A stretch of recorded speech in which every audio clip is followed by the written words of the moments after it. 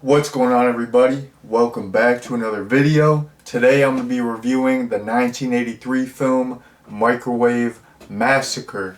So I randomly just saw this on Tubi. It got recommended to me because I like these type of movies, these type of crazy movies, and I added it to my watch list.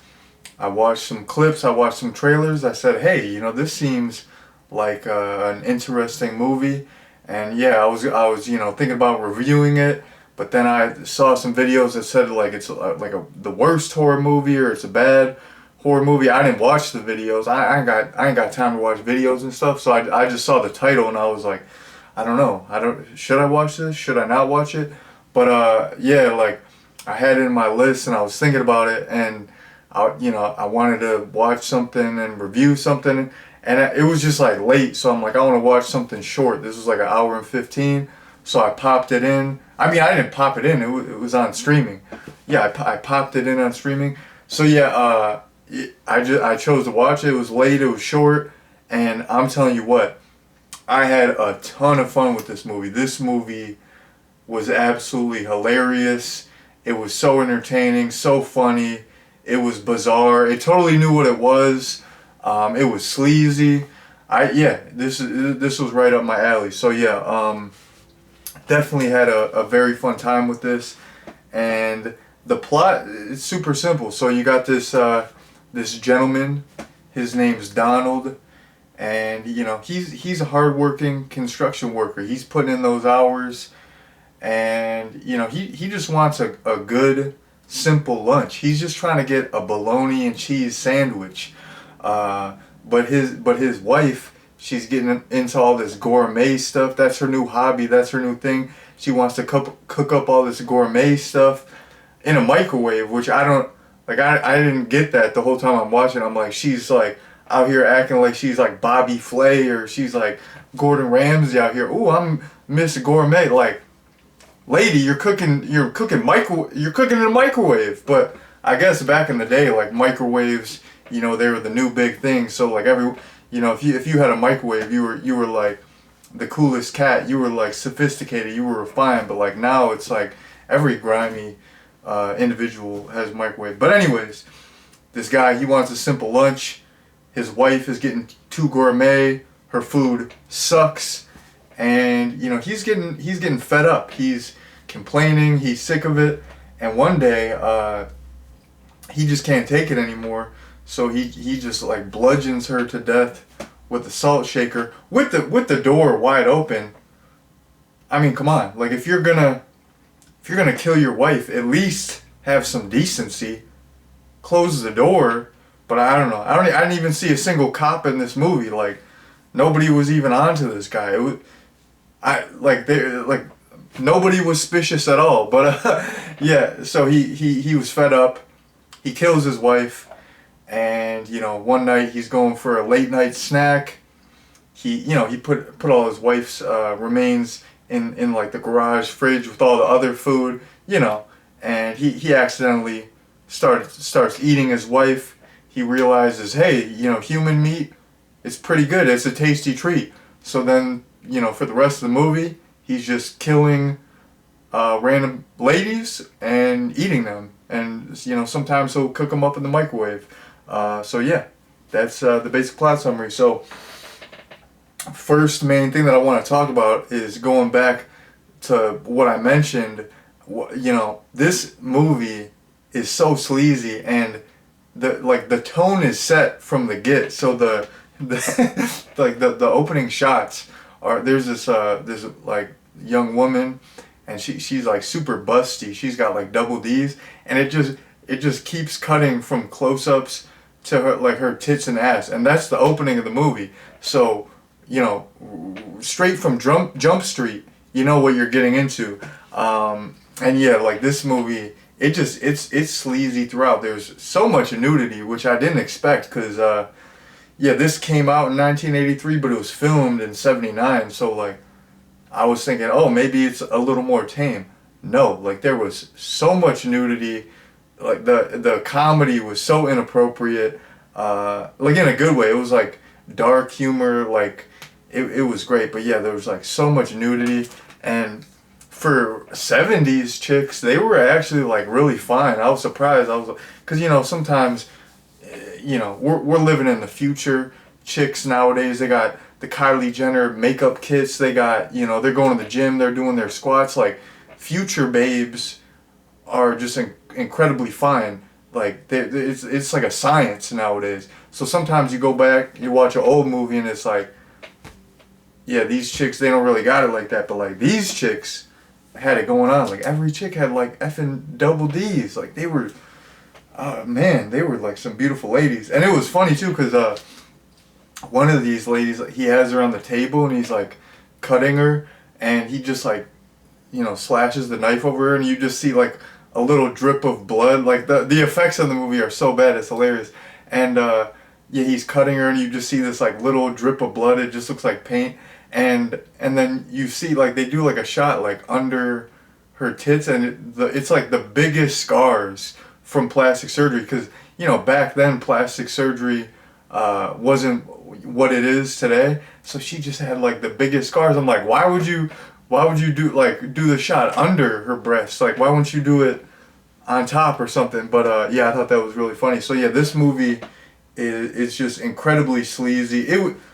I don't know, like when you're going into a movie called Microwave Massacre, I don't know why I enunciated so much, microwave. When you're going into a movie called Microwave Massacre, you kind of want it to be like this. You don't want it to take itself seriously. You want it to be sleazy. You want it to be grimy. This movie was grimy. Like, I'm a grimy, crusty dude. I'm kind of a sleaze bag. So yeah, I was kind of in the mood for something like this. It totally, it was what I was craving, you know? Like, if I'm gonna watch something with this title, it better deliver. Like, this movie delivered the goods. So yeah, super sleazy. One, like, recurring character that I want to talk about is the bartender in this movie. So he was absolutely hilarious and super relatable. So, like, early on in the movie, there's this guy, and he's complaining to the bartender, and he's like trauma dumping on him. And then like the lead character, Donald, will go in and complain about his wife, and the bartender is just so fed up. He's like, I'm here to serve drinks. I'm not a therapist. And then he's like, at one point, Donald is talking, like, complaining about his wife, and then the bartender just like starts talking about his hemorrhoids. So like that, he just like grosses him out, and he'll stop talking. I thought his character was so hilarious and super relatable, because I work in like front-facing customer service, so I got to deal with humans all day. And man, people really do just like tell you their whole life story. They trauma dump on you, and I'm always thinking the same thing that this bartender says, where it's like, yo, I'm not your therapist. I'm just some guy who's here to like serve you a thing. Like, let me just serve you the thing. I don't want to hear your whole life story. I don't want to hear your whole traumatic past. Like, I don't need that. I'm trying to do my job and get on with my life. I don't want to hear it. So his character was hilarious and super relatable. And yeah, like, in addition to him, there was like a lot of other really funny bits. There was this whole bit where Donald goes to the therapist, and he's confessing about, you know, killing people and eating them. And the therapist is this old geese, and he's just sleeping, and Donald doesn't know, and he's like, wow, I feel so good. I got that off my chest. And like, it's just like funny, like the kills, you know, like, because he's like eating these people. There's this one instance where he's just like spreading mayo on this naked chick, and then he puts these giant sandwich buns on her. It's like, this movie is like a cartoon. It's like so, like, and then he'll always be breaking the fourth wall. He'll just be like, something wacky will happen. He'll just like stare at the camera. So yeah, there was like a lot of really good intentional comedy, but there was also like great unintentional comedy as well. Like, people say this is a so bad it's good movie. I kind of disagree with that. I don't really think it's a so bad it's good movie. It's not like something like The Room or Troll 2, where, you know, they're trying to make this masterpiece and it's just like the worst thing ever. Like, if you watch this movie, you can clearly tell they're trying to make something schlocky. They're trying to make something lowbrow, goofy, kind of stupid, kind of silly. Like, they're in on the joke, you know? But yeah, so I disagree. I don't think it's a so bad it's good movie, but there are quite a few so bad it's good moments where there's a lot of, you know, intentional bits, like, you know, intentional comedy that works. And then just because it's such a low budget, you know, cheesy movie, like a lot of there, like the acting of course is really bad. So, you know, sometimes you're just like hearing these people interact with each other and you're like, this is absolutely hilarious. These people like are so over the top, they're weird, you know.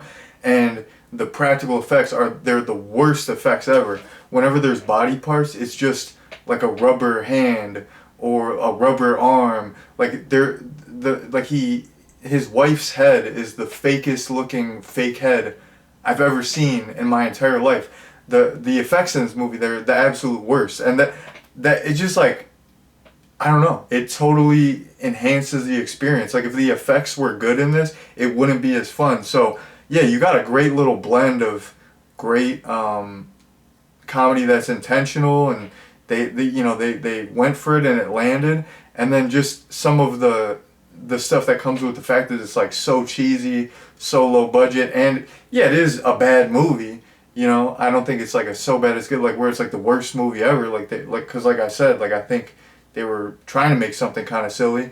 But yeah, like this, there are a lot of bad elements, and that just enhances the experience. It makes it funny.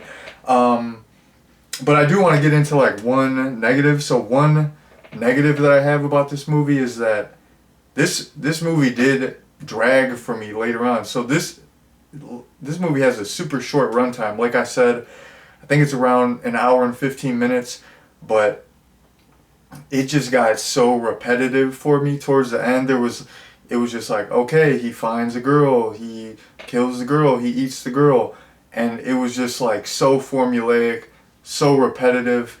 And yeah, there's really no story besides that, which it's a slasher movie. You don't really expect too much story, but there was like really no story, and there was no real subplot. You know, it's not like the cops are after him, or, you know, he gets into some new romance or something. Like he's gonna chop up this girl, but then he gets feelings for it. Like there's no subplot at all. So it's just like, okay, he's gonna go kill another girl. Okay, like it just gets so repetitive. Where like towards the end, I was a little bit bored. So that's my one gripe with this movie, is that, you know, it does get a little bit repetitive. It does get a little bit boring towards the end and drag. But during that time, there's, you know, funny bits and pieces. Like they'll go into like a funny gag, like the therapist gag, or his sister-in-law comes over and he's tying up his sister-in-law in the closet. So, you know, there was still fun to be had later on. But yeah, the movie definitely did drag for me later on. So yeah, that was like the last main point that I wanted to talk about. So yeah, overall, I think this movie was so fun, super funny, super sleazy. So yeah, I would definitely recommend it. So this is free on Tubi right now. If this sounds like something that would be up your alley, definitely check it out. And yeah, that's all I gotta say. So yeah, that's been my review. Thanks for watching. Peace out.